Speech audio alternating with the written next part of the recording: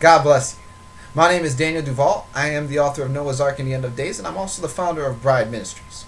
Today we're going to be talking about a message that is close to my heart. And this message helps me to understand several things that are very important, like why I'm here, what I'm supposed to be doing, where I'm going.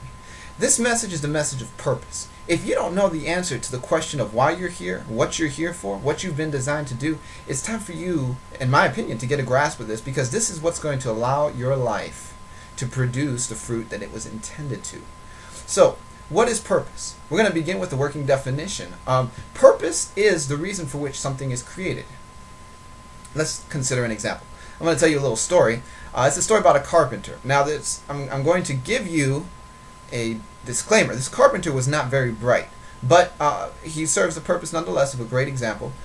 So, this fictional carpenter decided that he was going to build a desk. And this desk was going to have, construction of wood. It was going to be built of wood. He was going to use tools. He was going to make sure that it was sanded down, polished, shined, and all the good stuff. He wanted a quality desk. So he went out and he bought everything that he needed, or so he thought he needed. He bought some tools. He bought a saw, a hammer. He bought various things. One thing he didn't buy was a screwdriver. But barring that, everything that he thought he needed was there. He got some sandpaper. He got some polish, wood shine, these kinds of things. He also got wood, and plenty of it, different shapes and sizes and so forth. And he secured a facility where he was going to build this desk, and he began to build. What he did was he sawed the wood down to its correct size.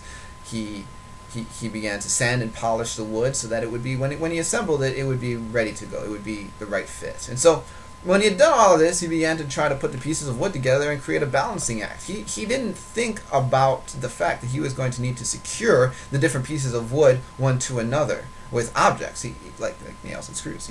He just thought that they would just kind of connect.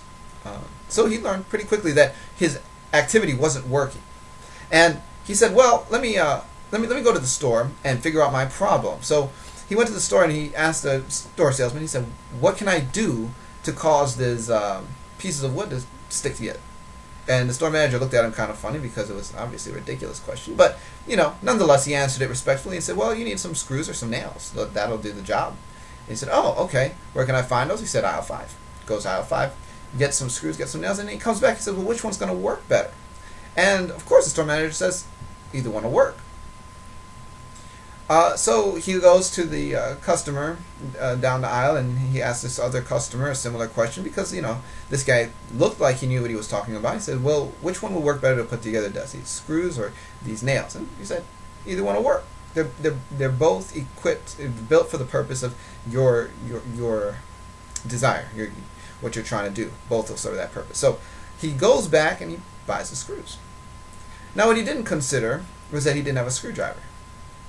He doesn't understand how to use the screws. And so he buys the screws, he takes them back to his facility where he's building the desk, and he begins to use a hammer to put the screw in the wood. And quickly realizes that every time that he tries to put these screws in the wood, they don't work. They're splintering the wood, they're not going in straight.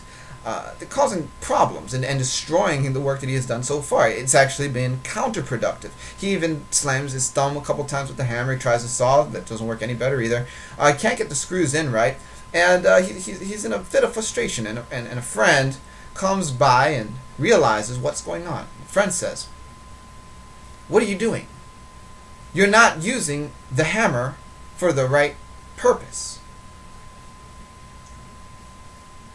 And the carpenter just looks at him and says, "Well, they told me the screw would work. What do you mean I'm not using the hammer for the right purpose?" He says, "You're not using it for the right purpose because the hammer has a purpose for putting nails into wood, not screws. This screwdriver here," and he shows him a screwdriver, "is created for the purpose of inserting screws into wood. You have to use the right tool for the right purpose if you want the right outcome, if you want the productive, beneficial, forward-moving outcome. You need to use the right tool." So what he did was he gave him his screwdriver and said, "Now use this tool and you'll have success." And of course, when the carpenter heeded his advice, he built a beautiful desk. End of story. What is the moral of the story? You have to use the right tool for the right purpose. And if you're using the wrong tool, you might find that your outcome is counterproductive, unbeneficial, maybe even backfiring. Everything that is created for a purpose. And this is what I want to get across to you today. God created you for a purpose. And if you use your life for the wrong purpose, you will end up being counterproductive and probably frustrated and even failing at what you're setting out to do.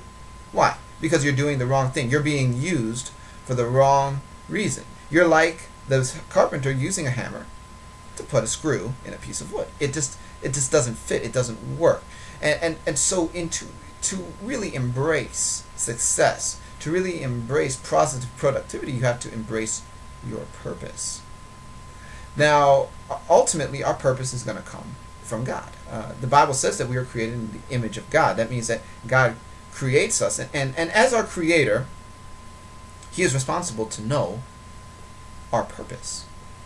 Every creator creates a thing with a purpose in mind. And so if you are created, you must have a purpose. And we know that we are created because Genesis 1:26 says that God said, let us create man in our image. Now you might say, well, yeah, that's sure, maybe he created Adam, but I was born from my mother's womb.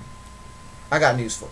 Psalm 139:15 says that my substance was not hid from thee when I was made in secret and curiously wrought in the lowest parts of the earth. Now, what does that mean? That means that God created your substance, your soul and your spirit. And although the sperm and the egg met in your mother's womb, sure, and created your physical body, your substance, your soul and your spirit, everything spiritual about you, was created by God.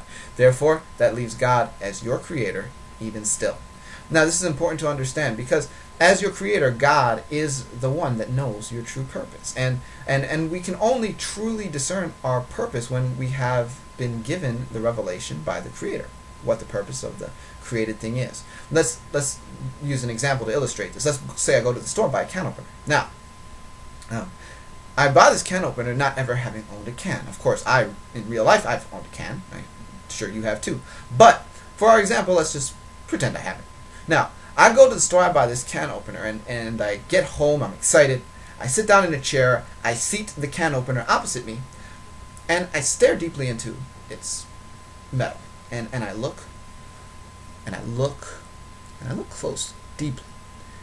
And I begin to question the can opener. And I say, what is your purpose? What do you think I'm going to get? That's right, nothing. The can opener does not have the ability to communicate to me the purpose for which it was created. Why? Because it's not its own creator.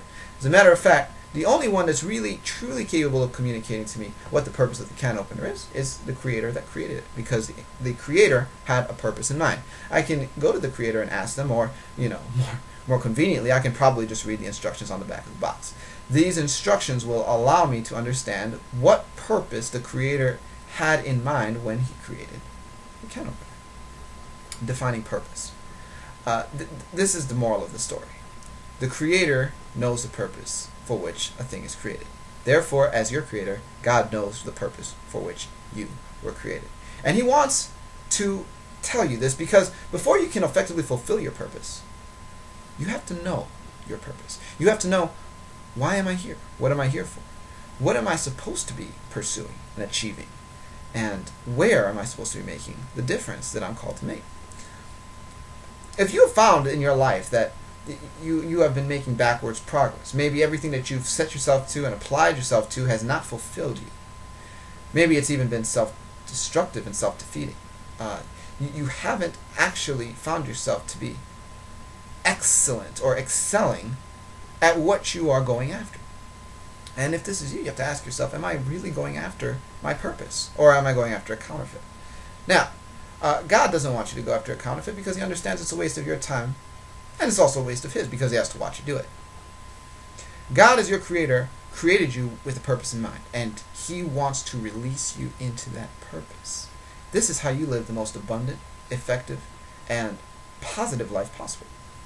It's when you live a life built around engaging, pursuing, and achieving your purpose. As your creator, God is going to give you your purpose. All you have to do is begin to ask and receive the revelation given. I want to leave you off with this. You have a purpose, no matter what you've been told, and it's time to receive it. My name is Daniel Duval. My ministry is Bride Ministries, www.bridemovement.com. God bless you.